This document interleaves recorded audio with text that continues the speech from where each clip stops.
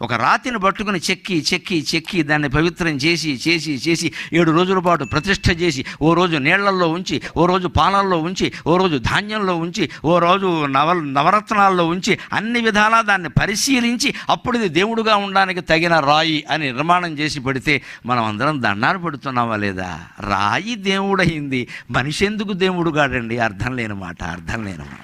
రాయి దేవుడు అవుతోంది నీ దేవాలయాల్లో గమనించుకో. నువ్వు రాయివి కాదు కదా, మనిషివి. ఇంకో ప్రశ్న వేస్తున్నా, మనిషి ప్రతిష్ఠించిన రాయి దేవుడైనప్పుడు దేవుడు ప్రతిష్ఠించిన మనిషి ఎందుకు దేవుడు కాడండి?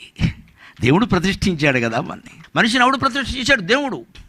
మనిషి ప్రతిష్ఠ చేసిన రాయి దేవుడు అవుతున్నా, దేవుడు ప్రతిష్ఠ చేసిన మనిషి దేవుడు కదా. నీలో ఉండే దేవుడు నువ్వు గుర్తించలేకపోతున్నావు. దెయ్యాల ఆలోచనలన్నీ వస్తున్నాయి, కమ్మేస్తున్నాయి. దాన్ని పోగొట్టుకోవచ్చు, విధానం ఉంది. పురుగైనా పువ్వుతో స్నేహం చేయడం వల్ల దేవుడు పాదాల దగ్గరికి వెళ్ళింది, స్త్రీల శిరస్సులను అధిరోహించింది. రాయి అయినా విగ్రహంగా ప్రతిష్ఠ అయ్యేసరికి దేవుడైంది అది.